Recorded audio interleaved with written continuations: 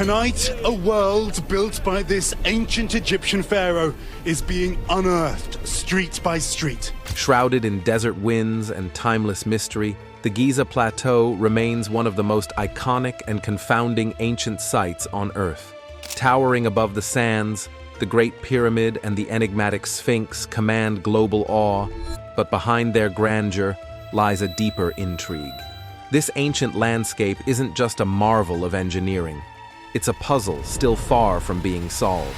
In a discovery that only deepens the enigma, researchers recently unearthed a golden lid buried beneath the Egyptian soil, an object with no official records of existence. What other secrets might still be hidden beneath the weathered stone and shifting sands?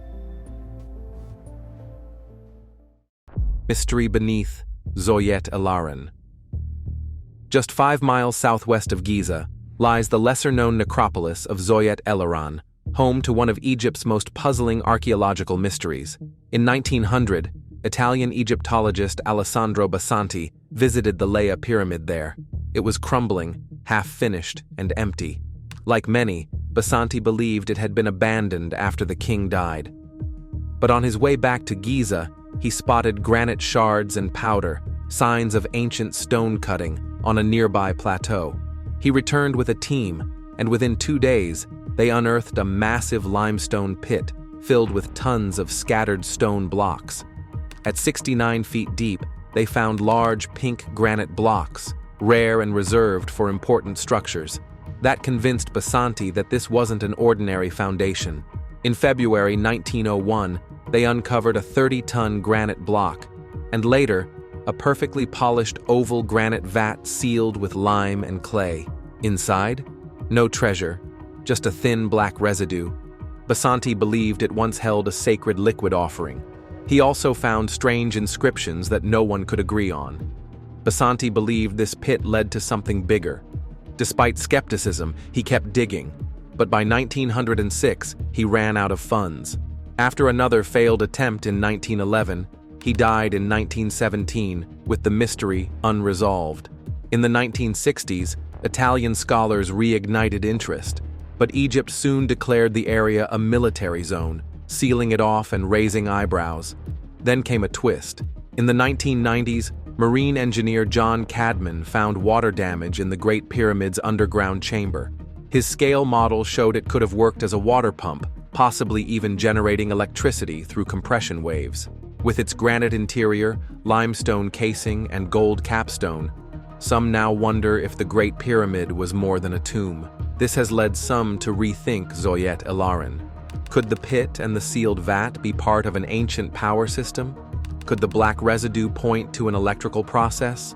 And was the site sealed off because it held clues to a lost technology? Hawara Pyramid and its secret labyrinth. Not far from Egypt's Fayum oasis stands the Hawara Pyramid. At first glance, it doesn't look special, just a weathered mound of mud brick. But ancient Greek historian Herodotus once claimed it was even grander than the famous pyramids of Giza. People thought he was exaggerating, until archaeologist Flinders Petrie found 2 giant 59-foot quartzite statues nearby, backing up Herodotus's words. Though its outer layer is crumbling, the pyramid hides a strong stone core.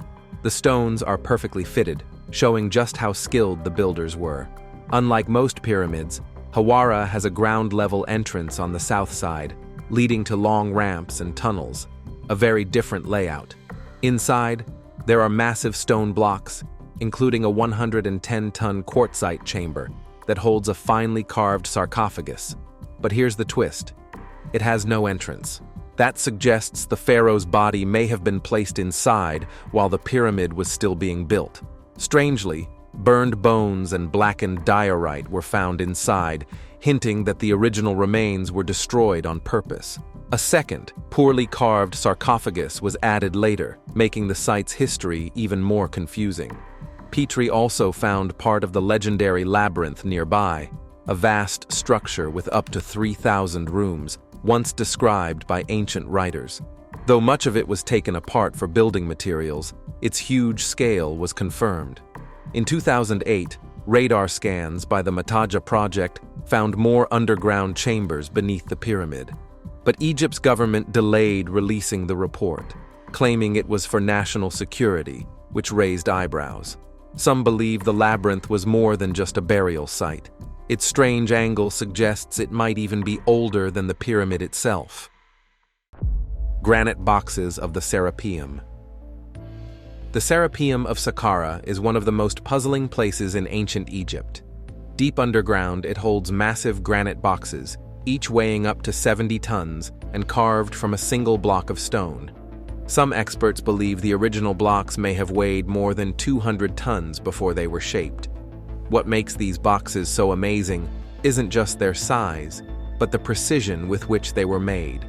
Their corners are perfectly square, and their surfaces, both inside and outside, are polished smooth, like mirrors. This level of detail raises a big question. How did ancient Egyptians cut stone this perfectly? Copper tools were common at the time, but they didn't seem strong enough for this kind of work. Some people suggest they may have used high-speed drills or even diamond-tipped saws, tools we don't usually associate with ancient Egypt. There are even strange saw marks and spiral grooves found on some pieces, like Core 7 near Giza, that look like they were made by modern machines. Moving these huge boxes through the Serapeum's narrow tunnels without leaving torch marks only adds to the mystery. Traditionally, these boxes were thought to be sarcophagi for sacred Apis bulls. However, the extreme care and effort put into crafting them makes some researchers wonder if they had a deeper purpose. Were they used for some kind of lost technology, or even for energy storage or another scientific process we don't understand?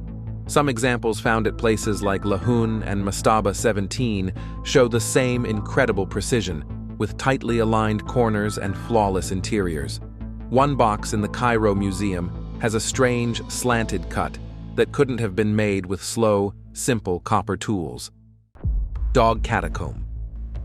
The Dog Catacombs of Saqqara are one of the strangest and most mysterious places in ancient Egypt.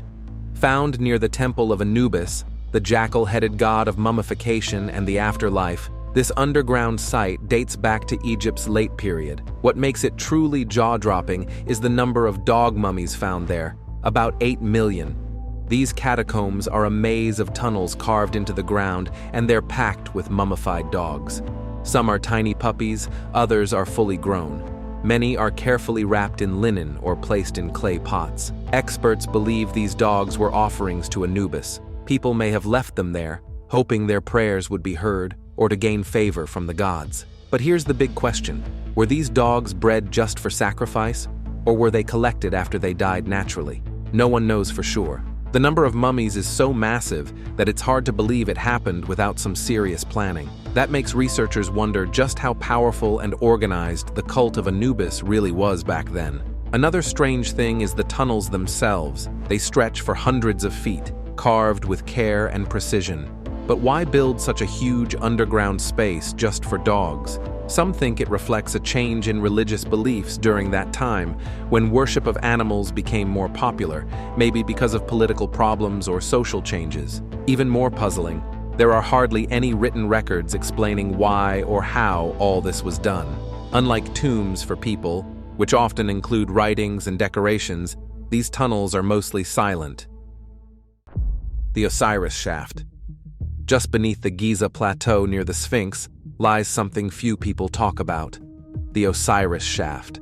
This underground structure goes down around 115 feet and has multiple levels, with the lowest one holding a granite sarcophagus surrounded by water. Some even call it the Tomb of Osiris, but no one really knows its true purpose. What's odd is how hard it is to access. There are no steps or easy entry points, making it feel like it wasn't meant to be visited often. Even stranger, one of the sarcophagi found there is made from diorite, a rock not native to Egypt, possibly brought from faraway places like Europe or the Black Sea. Another mystery is how they managed to lower 40-ton stone boxes with such accuracy into the narrow shaft. One was even coated in bitumen and had a metal layer of lead and zinc, materials used for radiation shielding. Scientists also found high gamma radiation inside it, raising more questions. Was this for preservation or something else entirely? Tests on one sarcophagus date it to around 3,350 BCE, older than the pyramids.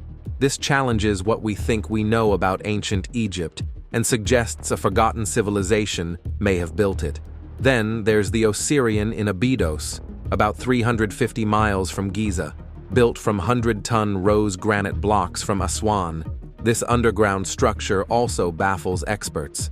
It has no carvings or hieroglyphs, just bare stone walls. Located 15 feet below ground, it shows signs of water erosion, possibly dating back to the last ice age. Seismic tests found a deeper structure beneath it with strange, warm water that seems to refill on its own. Some say this water has healing powers. With hidden chambers still underwater, the Osirian might hold secrets that could rewrite history. Bent Pyramid. The Bent Pyramid at Dashur is one of ancient Egypt's most unusual and eye-catching structures. Built around 2600 BCE during the rule of Pharaoh Sneferu, it doesn't look like the smooth-sided pyramids we know from Giza. Instead, it starts rising at one angle, then suddenly bends about halfway up, giving it a strange, slanted look that continues to puzzle experts even today. Standing about 328 feet tall, the pyramid was built with carefully cut limestone blocks, and much of its outer casing is still intact. That's rare for pyramids of this age and shows how skilled the builders were. But what really makes it mysterious is the sudden shift in angle from 54 degrees at the base to 43 degrees higher up. Was this change made to fix a design problem? Was the ground underneath too soft? Or was the shape planned from the start? No one knows for sure. Even more surprisingly, the pyramid has two internal chambers, each with its own entrance, one from the north and one from the west. That's not normal for Egyptian pyramids. Inside, the rooms are beautifully made, with strong cedar beams from Lebanon, showing just how far the Egyptians went to find the right materials. There are also heavy stone blocks, known as portcullises, which were used to seal passageways. These suggest the pyramid was meant to protect something important, maybe even secret. Yet, no inscriptions or treasures have been found, adding to the mystery. Nearby, there's a smaller pyramid that may have been built for a queen, and it also shares the odd design of the main one. Some people online have pointed to hidden chambers under the structure, based on scan results, but access to explore them is tightly controlled. Tomb of Prince Wusar. In 2025, archaeologists made a fascinating discovery at Saqqara, Egypt, the tomb of Prince Wusar Ra. He was the son of Pharaoh Userkaf, the man who started Egypt's 5th dynasty around 2500 BCE. This tomb, found near the famous step pyramid of Djoser, quickly grabbed the attention of experts and history lovers alike. It's now one of the most exciting finds in the Saqqara necropolis, a place already full of ancient treasures. What makes this tomb stand out is a massive pink granite false door. In ancient Egypt, these doors were thought to be gateways for the soul to come and go, receiving food and offerings from the living. But Prince Wusar's door is unusually large, over 6.5 feet tall, and built with the same kind of granite usually reserved for pharaohs. That raises a big question. Was this prince more important than we thought? Or were burial customs changing during that time? The granite used came all the way from Aswan, which is over 497 miles away. Moving such heavy stones that far would have taken serious planning and effort, which shows how much respect or power Prince Wusar may have had. Inside the tomb are beautiful carvings showing daily life and offerings, which is common in Old Kingdom tombs. But the layout is a bit odd. It has hidden chambers below ground, and some areas are still sealed off due to safety concerns. Even more puzzling, there's no mummy. Was the tomb robbed? Was he never buried there? Or was it left empty on purpose? Adding to the mystery, Wusar's tomb is placed close to his father's pyramid, possibly to connect their legacies. But it's also oddly far from other royal tombs, which makes some wonder if there was family drama or a break from tradition. Subscriber pick. In a stunning discovery that has baffled experts, archaeologists in Egypt have unearthed a mysterious golden lid buried deep beneath the sands near Saqqara. Unlike other finds, this intricately carved artifact bears no resemblance to known dynastic symbols or inscriptions, and it appears in no existing historical records.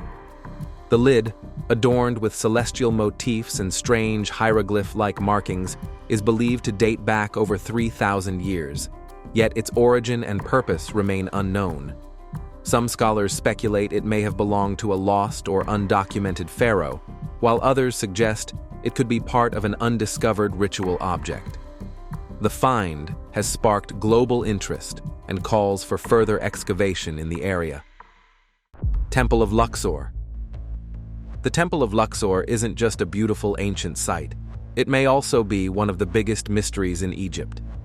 French Egyptologist Schwaller de Lubitsch spent 12 years studying this temple and came to a surprising conclusion. The ancient Egyptians may have had knowledge far beyond what we usually give them credit for. What really caught his attention was something he called transparency. This doesn't mean the stones were clear, but that carvings and designs on one wall matched up perfectly with those on another wall, as if you could somehow see through the stone. For example, a symbol for cloth in room 12 lines up exactly with a box shape in room 5. It's like the stones were made to speak to each other. In another room, a solar disk above the god Montu in room 2 lines up with carvings in Amun-Ra's shrine in room 6, creating what feels like a multi-layered message or story that connects different parts of the temple. De Lubitsch believed these carvings weren't random decorations. Instead, they were part of a living library, where each symbol and carving added to a larger, more complex meaning.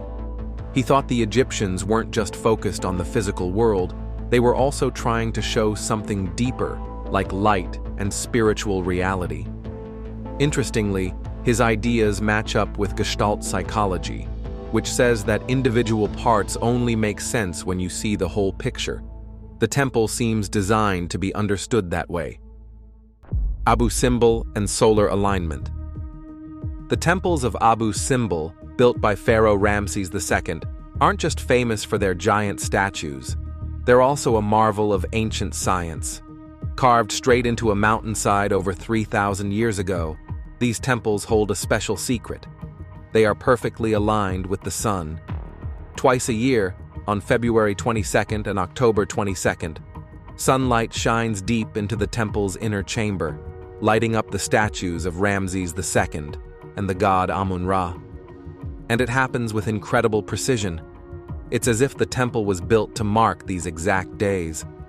No one knows for sure why those dates were chosen, but some believe they mark Ramses' birthday and coronation day. Others think they reflect seasonal or religious events.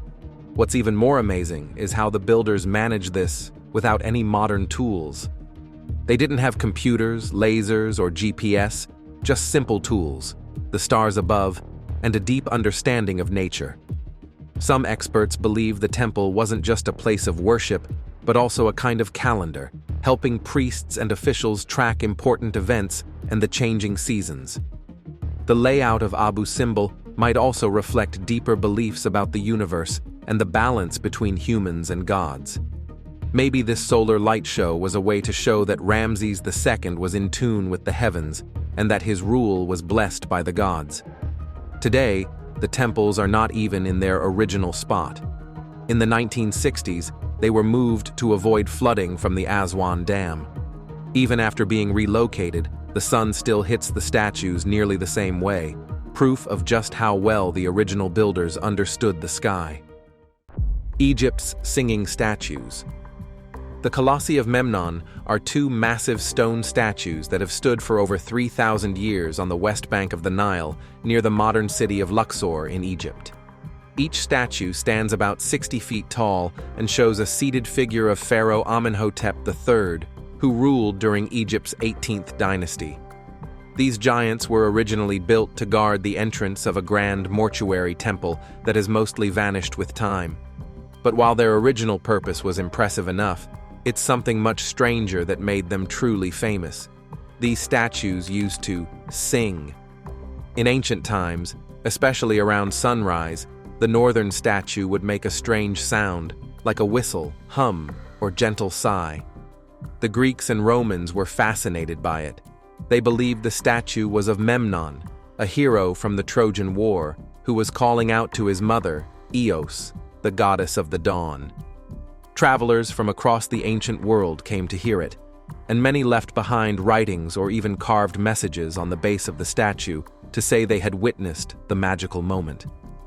Scientists believe the sound came from a natural reaction between the statue's cracked stone, early morning dew, and the rising heat of the sun. As the sun warmed the stone, moisture inside would evaporate, causing the rock to expand and release pressure with a high-pitched noise. But not everyone is convinced that this explanation tells the full story.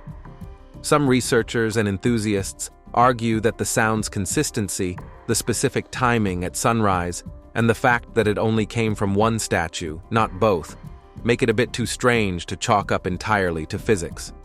Why would only one statue sing? And why did it stop only after certain repairs, even though cracks and heat still exist? Great Pyramid Void. A surprising discovery has sparked new excitement about the Great Pyramid of Giza. Deep inside this 4,500-year-old wonder, scientists have found a huge, hidden space. It sits above the Grand Gallery, a long, tall hallway that leads to Pharaoh Khufu's burial chamber. This new void is around 100 feet long and has a shape similar to the Grand Gallery itself. But here's the catch. No one knows what the space is for. Is it one big room? A series of small ones? Was it used during construction? Or did it have a deeper purpose? That's still a mystery.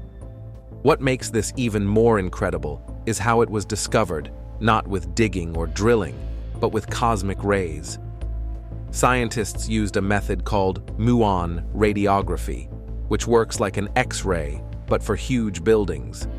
It tracks tiny particles from space that pass through the stone. Where there's a gap, more particles get through. This advanced technique helped researchers see the hidden space without touching a single stone. Some experts, like archaeologist Kate Spence, think the void may have been a ramp used during construction to move heavy roof blocks into place. Once the work was done, it might have been left empty or only partly filled. Others believe it could be an undiscovered chamber or something more symbolic. This is the first large inner structure found inside the pyramid since the 19th century, making it a major find. Egyptologist Yukinori Kawai even calls it the discovery of the century. The Great Pyramid is a symbol of ancient power and precision. And now, with this new discovery, it's clear the pyramid still has secrets waiting to be uncovered. Lost City of Shrouded. In 2020, one of the biggest surprises in recent history was uncovered, an ancient city that had vanished for over 3,000 years.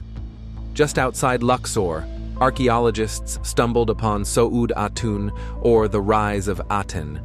Now called the Lost Golden City, this massive site was built during the reign of Pharaoh Amenhotep III in the 14th century BC. Some say it's the most important find since the discovery of Tutankhamun's tomb, and it's already being compared to Pompeii for how well it's been preserved. What makes this discovery so exciting is that the city feels frozen in time. Behind the broken walls and sun-baked bricks, archaeologists found homes, tools, and even food left behind as if people just disappeared one day. It's more than ruins. It's a snapshot of life from thousands of years ago. So far, experts have found residential buildings, large city walls, and official quarters, along with everyday objects like pottery, rings, and scarab amulets. But here's the thing. No one knows how big this city truly is. What's been uncovered might only be a small part of something far greater. Some believe there's much more buried below, hidden rooms, secret chambers, and maybe even clues that link it to Akhenaten's religious revolution or the mysterious fall of his son, Tutankhamun. Why was such a thriving city abandoned? And what might still be lying just beneath the surface? We hope you enjoyed this video. Stay tuned for more amazing stories.